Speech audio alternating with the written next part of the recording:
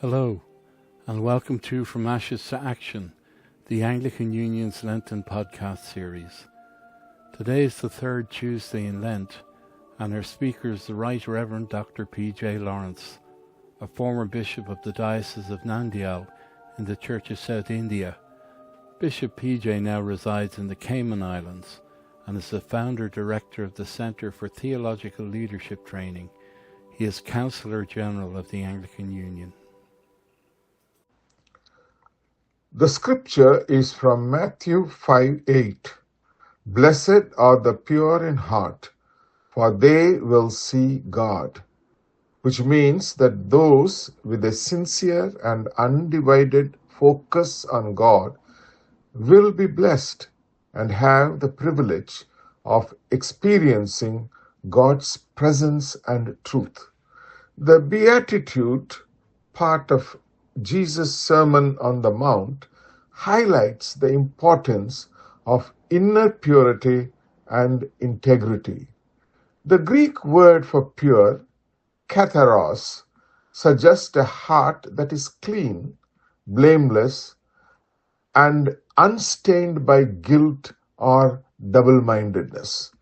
It's about the state of one's heart, motives, and desires. For they will see God.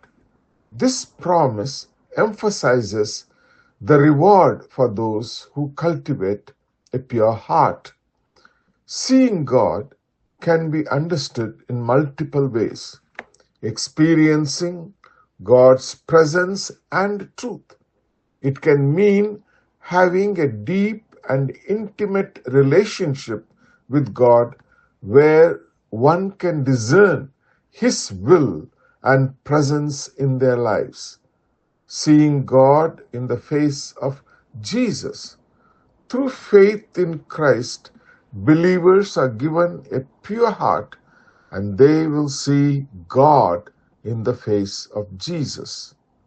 Once when Philip asked Jesus, "Show us the Father, that is enough," Jesus answered Philip, "Don't you know me, even after I have been among you such a long time? Anyone who has seen me has seen the Father. How can you say, 'Show us the Father'?" In the Anglican Union, we experience the presence of God at Eucharist, participating in the broken body of Christ and shed blood of Jesus the Christ. In saying the prayer of humble access, we also experience Jesus in us and we in Him.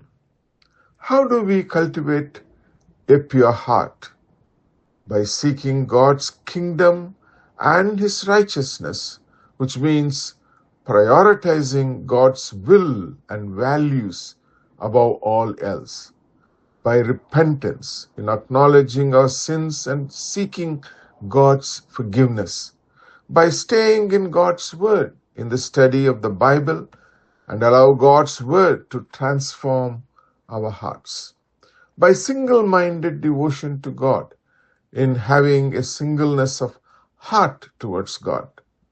Also by seeing and experiencing God's hand in all circumstances.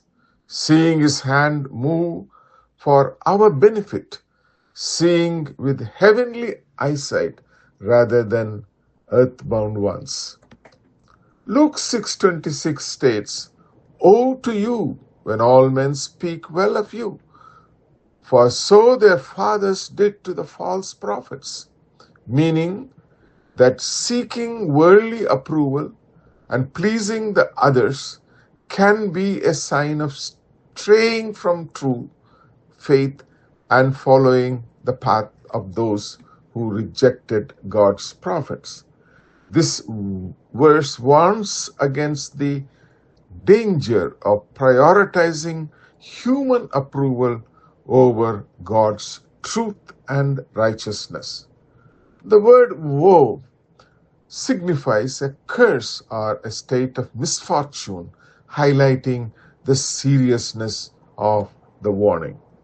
When all men speak well of you, this phrase suggests a situation where someone is widely praised and admired by the world, often for conforming to worldly values and pleasing the masses. So their fathers did to the false prophets, is the key point, referencing the historical pattern of people in the past who embraced and praised false prophets who ultimately led them astray.